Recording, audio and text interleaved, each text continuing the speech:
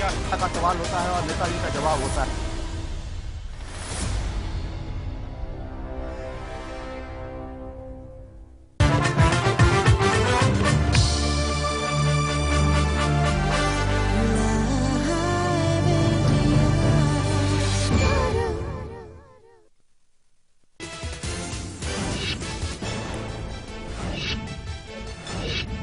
बिहार के सीमांचल में मोदी बनाम राहुल। मोदी ने सिख दंगों का किया जिक्र, कहा सिख दंगा कराने वाली कांग्रेस करती है सहिष्णुता की बात। राहुल का पलटवार, कहा दाल रोटी खाओ, मोदी के गुण गाओ। असहिष्णुता के खिलाफ कांग्रेस का मोर्चा। सोनिया और राहुल राष्ट्रपति से करेंगे मुलाकात। सरकार को कड़े कदम उठाने की सलाह देने की करेंगे मांग। पीएम की चुप्पी पर भी उठा सकते हैं सवाल।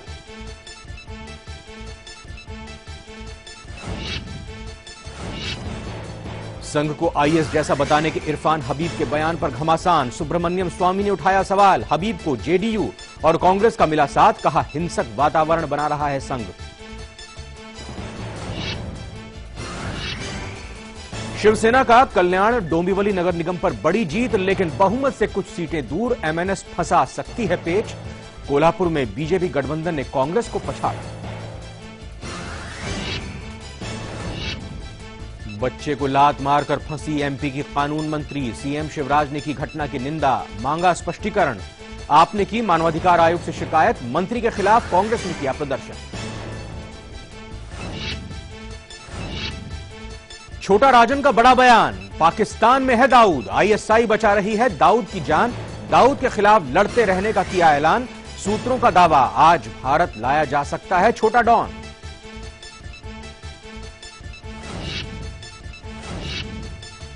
वन रैंक वन पेंशन पर खड़ा हुआ नया मोर्चा। अर्धसैनिक बलों के जवानों का जंतर मंतर पर आंदोलन। ओआरओपी की कर रहे हैं मांग। रिटायर्ड जवान भी शामिल।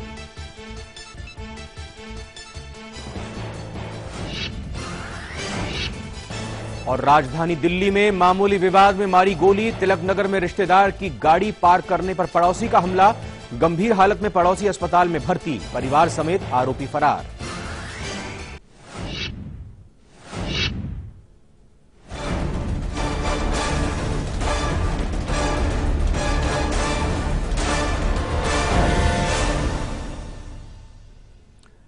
स्वागत, आप देख रहे हैं लाइव इंडिया। मैं रविंद्र। यूपी में हारे अखिलेश, ये सवाल इसलिए क्योंकि उत्तर प्रदेश के पंचायत चुनाव में सीएम अखिलेश यादव की पार्टी समाजवादी पार्टी को तगड़ा झटका लगा है। समाजवादी पार्टी के समर्थित और यूपी के मंत्रियों, विधायकों और पार्टी नेताओं के रिश्तेदारों में से ज्यादातर को हार का मुंह देखना पड़ा है। अब सवाल यह है कि क्या 2017 में होने वाले विधानसभा चुनाव से पहले ये पंचायत चुनाव सेमीफाइनल है?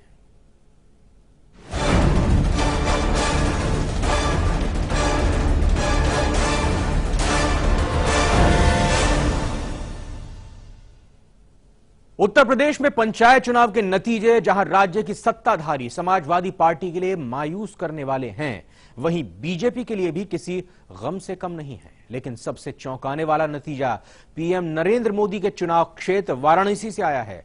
पीएम मोदी ने जिस जयापुर गांव को गोद लिया था, उस गांव की पंचायत की सीट से बीजेपी की शर्मनाक हार हुई है।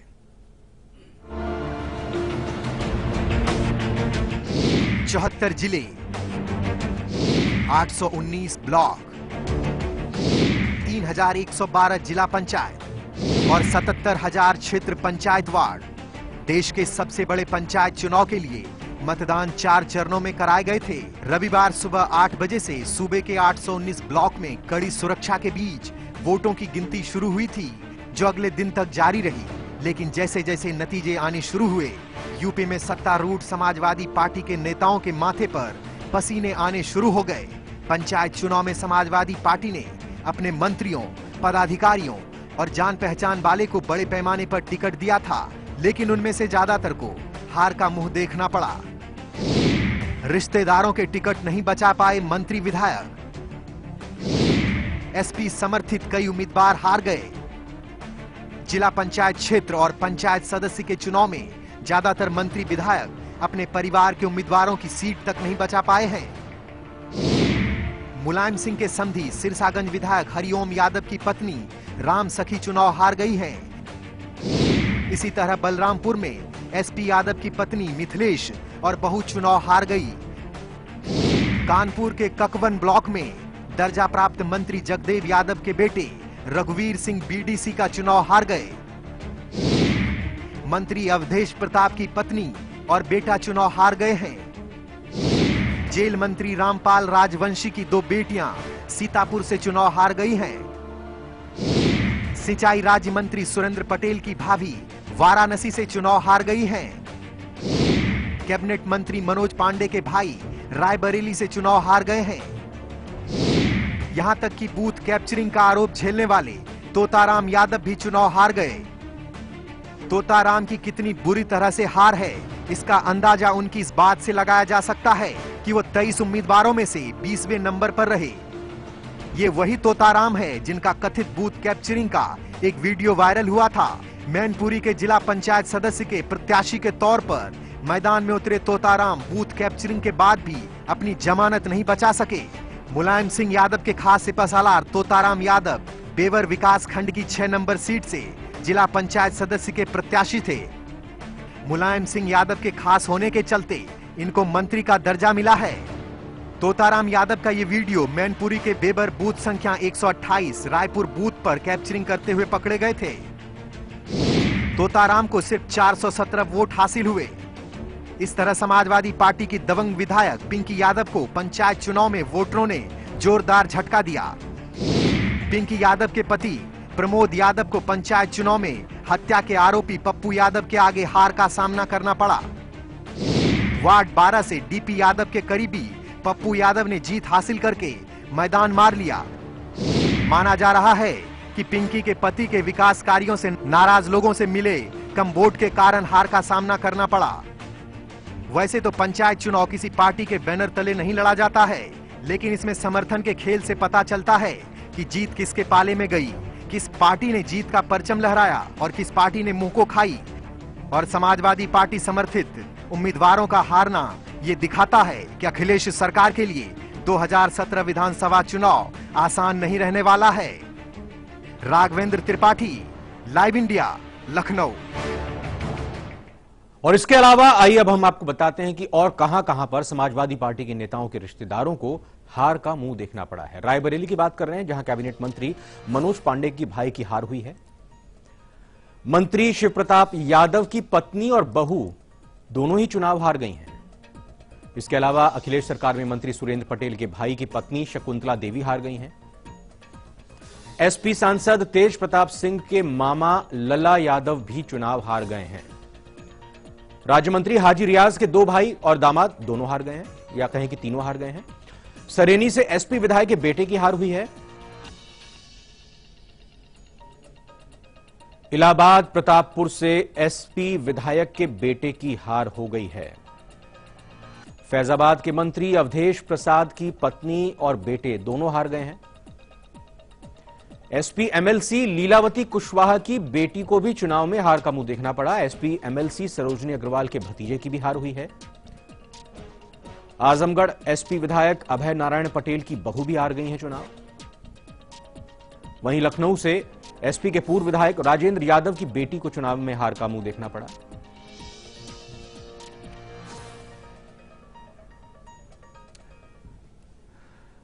राघवेंद्र त्रिपाठी लखनऊ संवाददाता इस वक्त हमारे साथ जुड़ चुके हैं। इस पूरी खबर और मामले पर हम बात करेंगे। राघवेंद्र, अब जब नतीजे आ चुके हैं काफी हद तक, समाजवादी पार्टी कैंप में किस तरह की बेचैनी और खलबली सुनने और देखने को मिल रही है?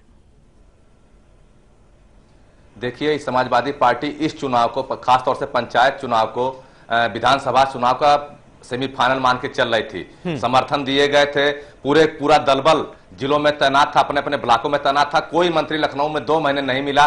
कभी कभार कैबिनेट की बैठक हुई तो मंत्री आए, फिर तुरंत जिलों में रवाना हो गए। उसके बाद परिणाम यह रहा कि मंत्रियों के परिवार के लोग ही हार गए। सभी सीट जीतने का दावा करने वाली समाजवादी पार्टी अब कोई जवाब नहीं देते बनाओ से आखिर क्या कहें। अब कह रहे हैं चुनाव सैंपल पे नहीं लड़ा गया, इस नाते ऐसा कहना मुश्किल है कि हमारा कौन था कौन नहीं था। लेकिन जिस तरह से प्रत्याशी चुने गए थे वार्डों में खड़े किए गए थे, ब्लॉक स्तर पर चुनाव लड़ा गया था, उसमें उस समय कहा जा रहा था कि यह चुनाव बम्पर तरीके से हम जीतेंगे और एक संदेश जाएगा समाज में, समाजवादी पार्टी के विकास कार्यों की और नीतियों की जीत होगी। लेकिन अब कह रहे हैं यह चुनाव सिंबल पे नहीं हुआ, इस नाते हम हार गए।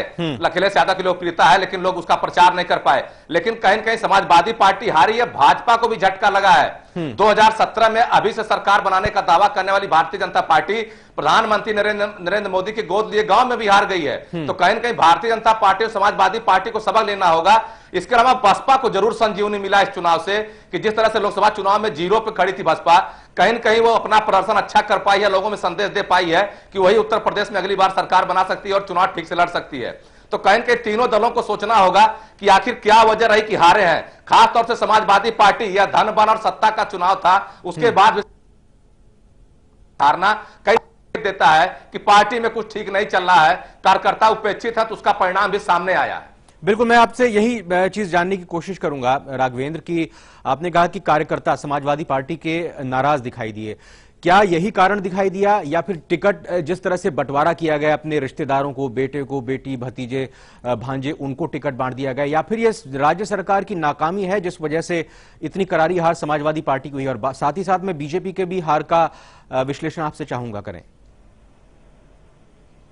जी बिल्कुल, टिकट बंटवारे में जब वंशवाद चलेगा तो कार्यकर्ता उपेक्षित महसूस करेगा तो सत्य बात है। मुलायम सिंह यादव कई बार कह चुके थे कि कार्यकर्ताओं की उपेक्षा हो रही है, लेकिन जब टिकट दिया गया, समर्थन की घोषणा की गई, तो उसी मंत्री के, उसी नेता के पूरे वंश, अब रामपाल राजवंशी के परिवार से 6 लोग खड़े थे 6 वार्डों में, जिसमें 4 जीते 2 हारे हैं। तो इसी तरह से कहीं न कहीं हर मंत्री, हर विधायक का बेटा, बहू, पतोहू, जिसको टिकट मिला वह खड़ा हुआ, चुनाव में हारा जीता, लेकिन आम कार्यकर्ता की उपेक्षा सरेआम की गई। इसी तरह से कई पूर्वांचल में तो टिकट बंटने के बाद भी टिकट वापस ले लिया गया। जो पंडित सामने मिली, जैसे अवधेश प्रसाद के बेटे बहू दोनों हारे, वहां एक दूसरे प्रत्याशी खड़े थे, उनको बैठा दिया गया कि नहीं, मंत्री जी की बहू लड़ेगी, बेटा लड़ेंगे। तो कहीं न कहीं इस तरह से दबंगई भी दिखाई गई समाजवादी पार्टी में। हालांकि सबसे संतोष की बात है कि जो सर्वाधिक मतों से जीतने का रिकॉर्ड है वो भी समाजवादी पार्टी के नाम गया है कि मुबारकपुर में समाज सपा एमएलसी यशवंत सिंह, उनके बेटे ने 9000 वोटों से जीत दर्ज की है। लेकिन अगर इसी तरह से टिकट बांटे गए विधानसभा में तो यही दशा विधानसभा में होने वाली है। खासतौर से अब भाजपा की बात करते हैं, भारतीय जनता पार्टी उहापोह में रह गई, वह निर्णय नहीं ले पाई कि टिकट किसको दिया जाए। जो नए मेंबर मिस कॉल के जरिए बने थे उनको टिकट दे दिया गया, जो सक्रिय कार्यकर्ता थे वह किनारे खड़े रह गए। जयापुर गांव की पढ़नी सामने है कि एक अपराधी को टिकट दिया, पूरे गांव ने नकार दिया। तो कहीं न कहीं दोनों दलों को झटका लगा है। हालांकि बसपा ने पहले चुनाव न लड़ने का फैसला किया था, लेकिन बाद में मायावती ने कहा जिसको लड़ना वो लड़े, हम सिंबल नहीं देंगे। ठीक है। तो खैर समाजवादी पार्टी भाजपा के बाद बसपा थोड़ा सा अच्छा कर पाई है, जहां 0 थी लोकसभा में, वहीं इस चुनाव में अपनी उपस्थिति दर्ज कराने में सफल रही। कुछ जिलों में कांग्रेस का प्रदर्शन ठीक है, अमेठी, रायबरेली, सुल्तानपुर, इन जिलों में जहां कांग्रेस के सांसद वहां इनका प्रदर्शन भी ठीक है। लेकिन बाकी जिस तरह से समाजवादी पार्टी हारी है वह चिंता का विषय है। अखिलेश यादव लाख दावा करें कि विकास का मुद्दा है, लेकिन विकास को लोगों ने नकार दिया। इनके विकास को, जो जिस विकास की बात करते हैं, कथित विकास की, उस विकास को नकार दिया है। और जो कानून व्यवस्था की बदतर स्थिति है उसको नजर में तो राघवेंद्र, क्या अब आगे आने वाले दिनों में कहीं कोई पार्टी का कार्यक्रम होगा तो ऐसी तस्वीरें भी सामने आ सकती हैं कि मुलायम सिंह मंच से ही अपने बेटे को झाड़ रहे हैं और मंत्रियों को वहां पर डांट पिलाई जा रही हो?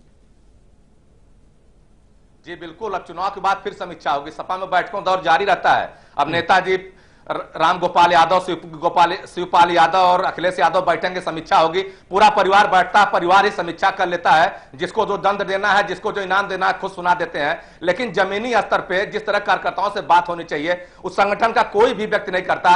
1 दर्जन से ऊपर के पदाधिकारी हैं प्रदेश कार्यकारिणी में, लेकिन उनका जनता से कोई वास्ता नहीं। लेकिन मंच पर भी तो कई बार डांट पिलाई है उन्होंने अपने बेटे को, मुलायम सिंह जी ने।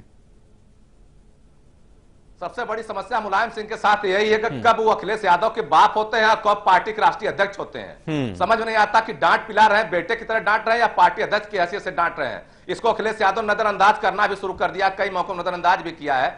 लेकिन सबसे बड़ी चुनौती अखिलेश यादव को लेकर है कि 2017 में उन्हीं के सर ठीकरा फूटने वाला है। अगर हार होती है तो उनके सर ठीकरा फूटेगा, जीत होगी तो श्रेय मुलायम, राम गोपाल सब ले जाएंगे। तो यह बात अखिलेश को सोचना होगा कि यह पार्टी को किस दिशा में ले जाएंगे। और जो अभी मंत्रिमंडल का विस्तार किया है, नए मंत्री जो बने हैं उनके भी भाई बंधु हारे हैं, तो कहीं न कहीं फिर से एक बार समीक्षा करने की जरूरत है। बिल्कुल, यहां हम अपने दर्शकों को फ्लैश दिखा रहे हैं। ये ब्रेकिंग के जरिए हम बताने की कोशिश कर रहे हैं कि वाराणसी, जहां से देश के प्रधानमंत्री सांसद चुनकर गए और फिर वो प्रधानमंत्री बने, और वहां पर बीजेपी समर्थित उम्मीदवार को हार का सामना करना पड़ा है। इसका विश्लेषण किस रूप में किया जाए, क्योंकि सांसद आदर्श ग्राम योजना के तहत प्रधानमंत्री ने गोद लिया, उनकी एक कॉन्स्टिट्यूंसी है, और न जाने बनारस को हम क्या बना देंगे, इस तरह की बातें कही गई। वहां स्थानीय स्तर पर, जमीनी स्तर पर नकार दिया गया बीजेपी को। देखिए, जयापुर गांव की हम बात करें पर्टिकुलर, तो वहां टिकट बंटवारे से ही विवाद चल रहा है। यहां प्रदेश अध्यक्ष लक्ष्मीकांत वाजपेयी हैं, बाकी कार्यकारिणी के लोग हैं। वहां टिकट बंटवारे में एक अपराधी प्रवृत्ति कुबेत को टिकट दिया गया, जिससे पूरी जनता त्रस्त थी। तो कहीं न कहीं गलती प्रदेश कार्यकारिणी से हुई है, लेकिन ठीकरा नरेंद्र मोदी के सर फूट रहा कि उनका लिया गांव है, उन्होंने विकास के तमाम वादे किए थे, तमाम विकास योजनाएं वहां चल भी रही हैं। खासतौर से बनारस में अगर हार होती तो उतने बात नहीं थी, लेकिन जिस तरह से जयापुर गांव में, मोदी के गांव में हार हुई है, यह सोचने वाली बात है कि आखिर प्रदेश कार्यकारिणी या प्रदेश के संगठन के लोग क्या तस्वीर पेश करेंगे प्रधानमंत्री के सामने, आखिर उनका गांव चुनाव कैसे हारा। और दूसरी बात, राजनाथ के गांव की हम बात करते हैं कि जो राजनाथ का गांव बेती है लखनऊ का, वहां पर राजनाथ अपने प्रत्याशी को कहीं न कहीं चुनाव जिताने में सफल रहे हैं। तो कुल मिलाकर प्रधानमंत्री के क्षेत्र भारतीय जनता पार्टी का प्रत्याशी के हारना कई संकेत देता है कि आने वाले दिनों में बनारस भी ठीक नहीं रहेगा। इसके लिए उन्हें कड़ी मशक्कत करनी पड़ेगी। शुक्रिया राघवेंद्र, इस पूरे मामले पर विस्तार से जानकारी देने के लिए और विश्लेषण करने के लिए। तो राघवेंद्र ने कुल मिलाकर यही बात बताई है कि जिस तरह से झटका समाजवादी पार्टी को लगा है, उसका फायदा बीजेपी को मिलता हुआ दिखाई नहीं दिया है, जो इस उम्मीद में बैठी हुई थी। और साथ ही साथ बीएसपी, जिसका खाता भी नहीं खुला था आम चुनाव में, उसको यहां अच्छी खासी बढ़त हासिल हुई है। फिलहाल एक छोटे से ब्रेक का वक्त हुआ है, तुरंत लौटेंगे।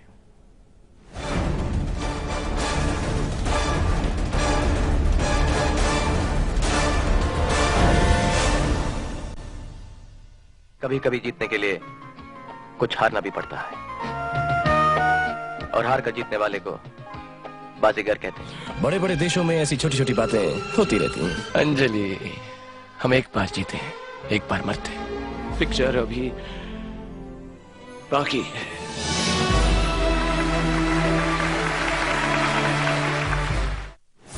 आज दिल्ली लाइव में देखिए कूड़े का अंबार,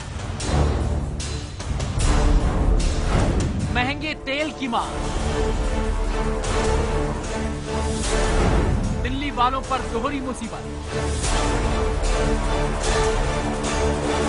दिवाली पर डबल ट्रबल, शाम 6:30 पर।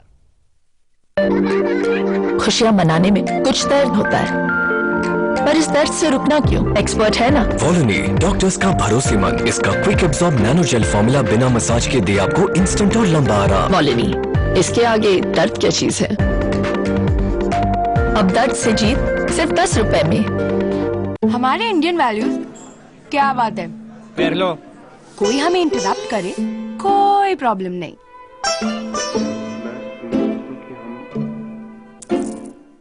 पापा पापा, एक मिनट।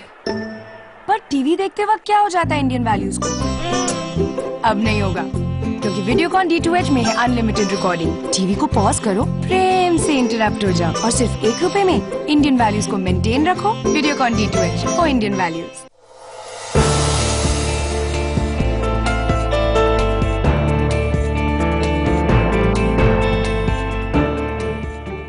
आपके इस एपिसोड में हम आपको आयाघाट विधानसभा क्षेत्र में लेकर आए हैं। एक पेपर मिल है, जो पेपर मिल अपने जमाने में बहुत चर्चित मिल रही है, लेकिन वो राजनीति का शिकार हो गई और वो अभी भी बंद है। हमारी सरकार मिल चलाने के लिए बिजली बिल माफ किया। केंद्र और राज्य सरकार की गलत नीतियों के चलते इसे बेच दिया गया। गठबंधन करके फिर चाहते हैं बिहार की जनता को ठगने का काम करें। हाले पार्टी लो करके हम लोग के कंठ दबाने चाहते हैं। क्या है?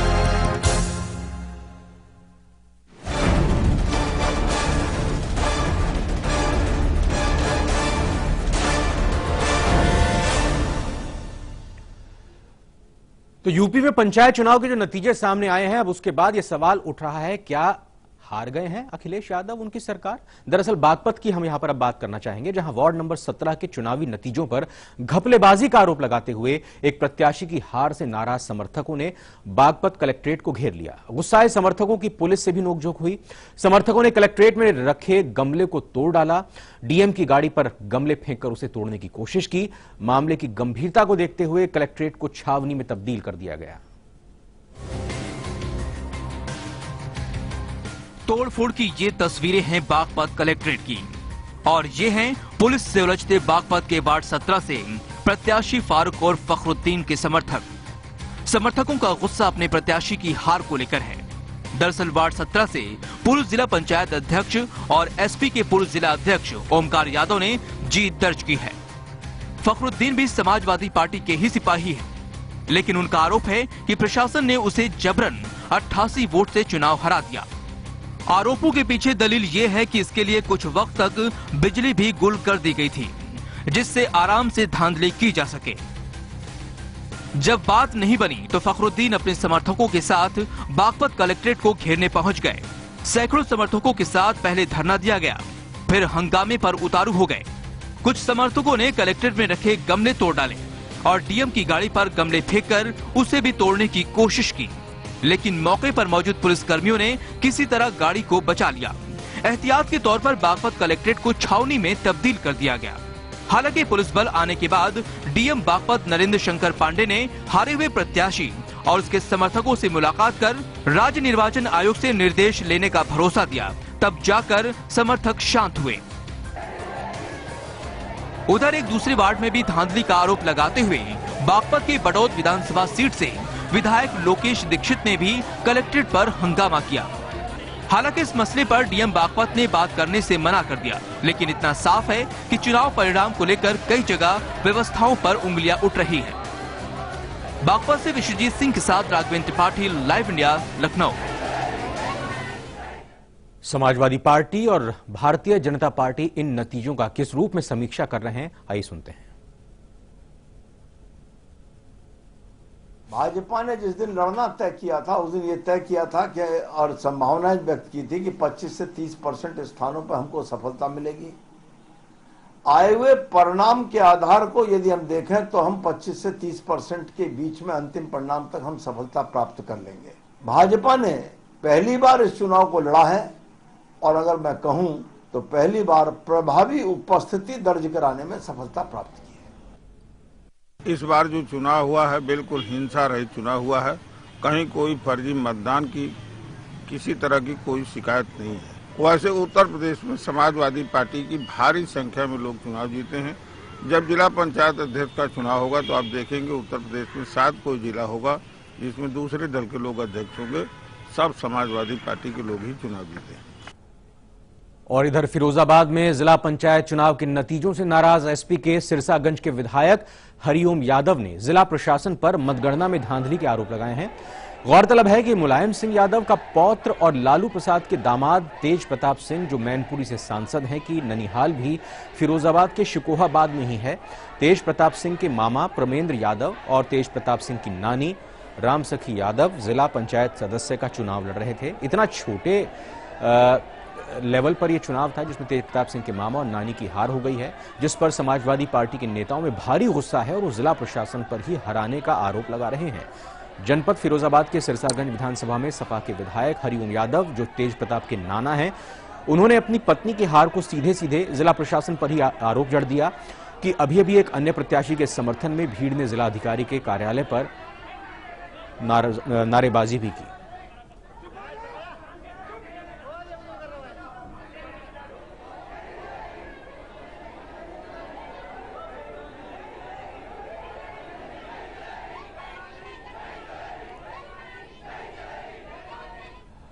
वैसे इन पंचायत चुनावों में सबसे बड़ी बात यह रही कि असदुद्दीन ओवैसी की पार्टी AIMIM ने पहली बार उत्तर प्रदेश में अपना खाता खोल लिया है। यूपी विधानसभा चुनाव से पहले ओवैसी की पार्टी की पंचायत चुनाव में यह जीत बड़ी बात मानी जा रही है। और फिलहाल एक छोटे से ब्रेक का वक्त हुआ है। लाइव इंडिया में खबरों का सिलसिला जारी है।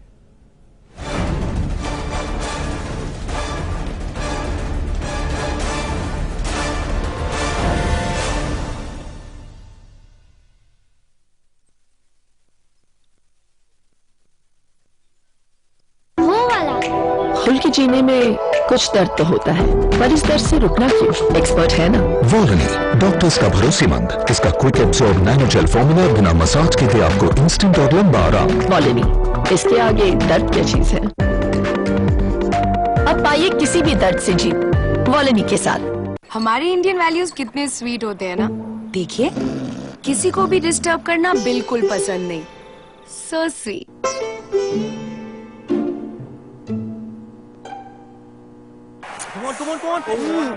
पर टीवी देखते वक्त क्या हो जाता है इंडियन वैल्यूज को? अब नहीं होगा, क्योंकि वीडियोकॉन D2H है हेडफोन्स के साथ। किसी को डिस्टर्ब मत करो और इंडियन वैल्यूज को मेंटेन रखो।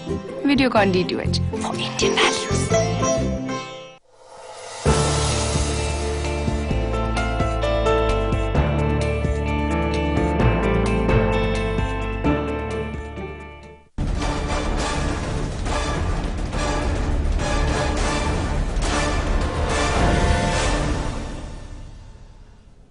यूपी के इन पंचायत चुनावों को लेकर हमारे संवाददाता शादाब सिद्दीकी ने कांग्रेस नेता और पूर्व केंद्रीय मंत्री RPN सिंह से बातचीत की। आइए सुनाते हैं। उत्तर प्रदेश में चुनाव के जो नतीजे आए हैं वो मिले जुले रहे हैं। खास बात यह है कि अखिलेश सरकार के कई मंत्रियों के रिश्तेदारों को करारी हार झेलनी पड़ी है। इससे ये सवाल खड़ा होता है कि क्या अखिलेश यादव की सरकार के मंत्रियों की लोकप्रियता कम हुई है या सरकार की लोकप्रियता कम हुई है। हमारे साथ कांग्रेस के राष्ट्रीय प्रवक्ता RPN सिंह हैं। सिंह साहब, आप चूंकि खुद भी उत्तर प्रदेश से आते हैं, इन नतीजों को कैसे देखते हैं, खासतौर पे अगर अखिलेश सरकार के परिप्रेक्ष्य में देखा जाए तो? देखिए, समाजवादी पार्टी के खिलाफ अगर पूरे उत्तर प्रदेश के रिजल्ट देखा जाए तो ज़्यादा हार समाजवादी पार्टी के जितने पदाधिकारी रहे हैं और जितने लोग चुनाव लड़ रहे थे, क्योंकि अगर आप जानते हैं कि ज़्यादा जिला पंचायत अध्यक्ष समाजवादी पार्टी के थे, उनके जो अध्यक्ष पद पे भी थे उनको भी करारी हार मिली है। तो अगर देखा जाए तो रूलिंग पार्टी के खिलाफ ये नतीजे आए। अच्छा, अगर कांग्रेस की बात करें तो ऐसा लगता है कि कांग्रेस के लिए भी रिजल्ट कोई बहुत ज़्यादा फेवरेबल नहीं है। खासतौर पे अमेठी में भी पार्टी का प्रत्याशी हार गया है। मैं पूरे उत्तर प्रदेश के रिजल्ट से वाकिफ नहीं हूँ। कांग्रेस पार्टी के जहाँ तक मुझे जानकारी हुई है, हमने काफ़ी बेहतरीन कुछ जनपदों में किया है। एक सवाल और कि क्या आपको लगता है कि जो अखिलेश यादव की लोकप्रियता कम हुई है, खासतौर पे जिस तरीके से उनके मंत्रियों के रिश्तेदार हारे हैं, किसी का भाई हारा है, किसी की पत्नी हारी है, तो आपको लगता है कि इससे एक इंडिकेशन मिलता है कि जो सरकार की लोकप्रियता है उसमें गिरावट आई है? देखिए, एक चीज़ तो बिल्कुल शॉर्ट में आपको बता सकता हूं कि इस चुनाव की देरी नहीं थी। लोग विधानसभा के चुनाव जब भी होंगे, उत्तर प्रदेश की जनता ने मन बना लिया है इस सरकार को किसी कीमत पे हटाना है। शुक्रिया। तो RPN सिंह बहुत साफ कह रहे हैं कि जो रिजल्ट है उससे बहुत साफ है कि जो जनता अखिलेश सरकार के कामकाज से खुश नहीं है और नतीजे जो हैं वो बहुत अच्छे नहीं हैं। हालांकि कांग्रेस के लिए भी ये नतीजे बहुत ज़्यादा अच्छे नहीं हैं। कैमरामैन सुधीर के साथ शादाब अहमद सिद्दीकी, लाइव इंडिया, दिल्ली।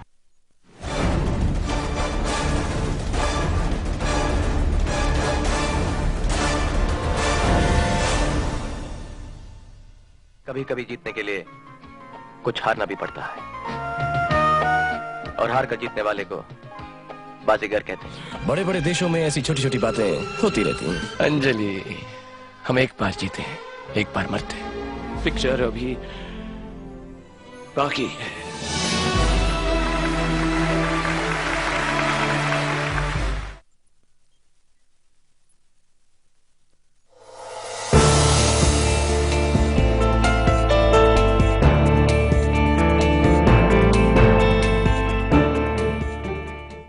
आम से दिखने वाले ये खास चेहरे आखिर कैसे बन गए बिहार और देश के राजनीतिक पटल पर सबसे चमकदार चेहरे, और क्या है इन चेहरों के पीछे की राजनीतिक विरासत, देखेंगे मेरे साथ सिर्फ लाइव इंडिया पर।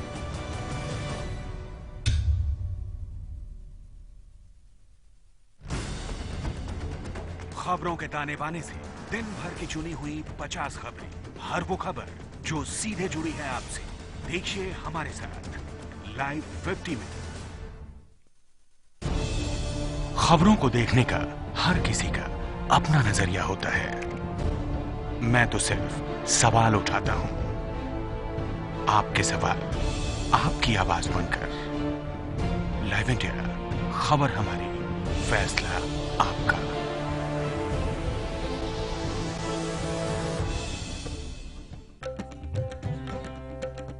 कि बिहारियों के डीएनए का अध्ययन ठीक से नहीं है इनको। अब भी लोकतंत्र के इस डीएनए को आप नहीं समझ पाएंगे क्या?